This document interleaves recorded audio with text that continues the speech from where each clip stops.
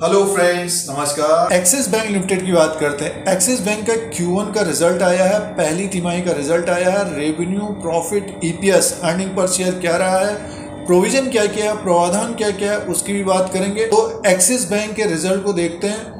Revenue, profit और EPS और provision की बात करते हैं। एक नज़र चार्ट पैटर्न के अनुसार भी बात करेंगे, किस तरह का ट्रेड हो रहा है पिछले 4-5 महीने के अनुसार, और 800 को ये क्रॉस नहीं कर पा रहा है दोस्तों। आइए सबसे पहले पहली तिमाही के नंबर्स को देखते हैं। तो एक्सिस बैंक लिमिटेड का Q1 का रिजल्ट, पहली तिमाही के रिजल्ट को देखते हैं। और consolidated financial result for the quarter 30 जून 2021 लैक्स में नंबर हैं, तो करोड़्स में गिनेंगे। और टोटल इनकम की बात करते हैं सीधे से। इस बार टोटल इनकम हुआ है 30/6/2021 को 20,285 करोड़ का टोटल इनकम है। और एक साल पहले 30/6/2020 में देखते हैं तो 19,368 करोड़, और Q4 में 31/3/2021 में देखते हैं तो 20,977 करोड़ का टोटल इनकम था। तो 20,285 करोड़ का इस क्वार्टर में 20,285 करोड़ पिछले साल के अनुसार देखते हैं तो बढ़ के आया है, बट क्वार्टर टू क्वार्टर के हिसाब से देखते हैं तो कम हुआ है। तो टोटल इनकम 20,285 करोड़। और एक्सपेंसेस की बात करते हैं और उसी के अनुसार प्रॉफिट भी आ जाएगा। टोटल एक्सपेंडिचर देखिए 13,544 करोड़। टोटल एक्सपेंडिचर की बात करते हैं तो 13,544 करोड़, पिछले साल था 13,469 करोड़, और Q4 में था 13,696 करोड़। तो 13,544 करोड़ का एक्सपेंसेस खर्चा है, और टोटल इनकम है 20,285 करोड़। तो बैंक प्रॉफिट में है, तो बैंक को एक तरह से प्रॉफिट हुआ है। तो प्रोविजन को भी देख लेते हैं। प्रोविजन देखिए 3,557 करोड़ का प्रोविजन है, और पिछली बार था 4,080 करोड़ का, और Q4 में था 3,323 करोड़ का। तो प्रोविजन को देखते तो पिछले साल से कमी है, और Q4 के हिसाब से देखते तो ज़्यादा है। प्रॉफिट की बात कर लेते हैं।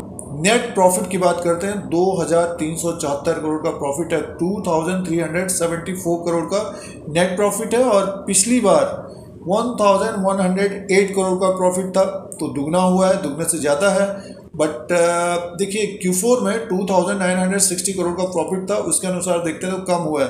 सीधे से EPS को देख लेते हैं, अर्निंग पर शेयर की तरफ ध्यान देते हैं। देखिए 7.69 का है, पिछली बार था 3.90 का, और 9.60 का Q4 में था। तो एक्सिस बैंक के रिजल्ट के ऊपर ध्यान देते हैं। देखिए रेवेन्यू एक तरह से बढ़ के आया है पिछले साल के अनुसार, बट क्वार्टर टू क्वार्टर के हिसाब से कम हुआ है। प्रॉफिट की बात करते हैं तो प्रॉफिट में एक तरह से जंप हुआ है पिछले साल के अनुसार। देखिए 1108 करोड़ का था, तो दुगना हुआ है, ज़बरदस्त एक तरह से इम्प्रूवमेंट हुआ है। पिछले साल एक तरह से लॉकडाउन था ज़्यादा, बट इस साल जो है ढील थी, इसकी वजह से प्रॉफिट ज़्यादा है। और Q4 में 2,960 करोड़ का प्रॉफिट था, उसके अनुसार देखते हैं तो कम आया दोस्तों। साल दर साल के हिसाब से देखते हैं तो बेहतरीन एक तरह से रिजल्ट पेश किया है एक्सिस बैंक ने दोस्तों। बट ये ध्यान देने वाली बात है, क्वार्टर टू क्वार्टर के हिसाब से कमी पेशी है। तो ज़्यादातर कंपनियों के इस तरह का रिजल्ट आ रहे हैं, एक्सिस बैंक ने भी इसी तरह का रिजल्ट पेश किया है। तो आसान भाषा में एक्सिस बैंक का रिजल्ट था दोस्तों ये एक्सिस बैंक लिमिटेड का चार्ट लगा हुआ है, और चार्ट पैटर्न के अनुसार, टेक्निकल चार्ट के अनुसार बात करते हैं। रिजल्ट हम लोग ने देखा कि साल दर साल के हिसाब से बेहतरीन रिजल्ट आया है। और स्टॉक पिछले कुछ समय से देखते हैं, देखिए ऊपर के लेवल पे लेके, देखिए स्टॉक को अगर देखते हैं तो ये 16/2/2021 फरवरी के महीने में ज़्यादातर कंपनियों ने अपना हाई बनाया था। 798-800 तक गया, ये 799 रुपया हाई बनाया। तो पिछले 4-5-6 महीने का जो रिकॉर्ड है 799, लोअर लेवल पे देखते हैं तो 620, तो इसके बीच में ये घूमा है। और 14/5/2021 मई के महीने में एक तरह से ये 691 पे आया था। ऊपर की तरफ देखते हैं तो 676, 90 पॉइंट और 100 पॉइंट के बीच इसने कारोबार किया पिछले 3 महीने में। तो जिस तरह का रिजल्ट आया है, जैसे कि इसका स्टॉक प्राइस है 756.30 रुपये। अगर कोई इंट्राडे कर रहा है तो देखिए 745 का स्टॉप लॉस होना चाहिए, क्योंकि इसका लो 745 है, और ऊपर की तरफ का 760 को अगर क्रॉस करता है तब हमें फिर ये लगभग ऊपर की तरफ 764 और उसके बाद जो जाता हुआ ऊपर की तरफ जाता हुआ दिख सकता है, लगभग 767 और 770 तक जाता हुआ दिख सकता है। 760 का लेवल जरूर पे ध्यान में रखिए और नीचे का लेवल 745 का स्टॉप लॉस होना चाहिए इंट्राडे और शॉर्ट टर्म वालों को ले। और ऊपर का जो एक बड़ा रेजिस्टेंस रहेगा 780 रुपीज़ का रहेगा, 780 रुपया 70 पैसे का।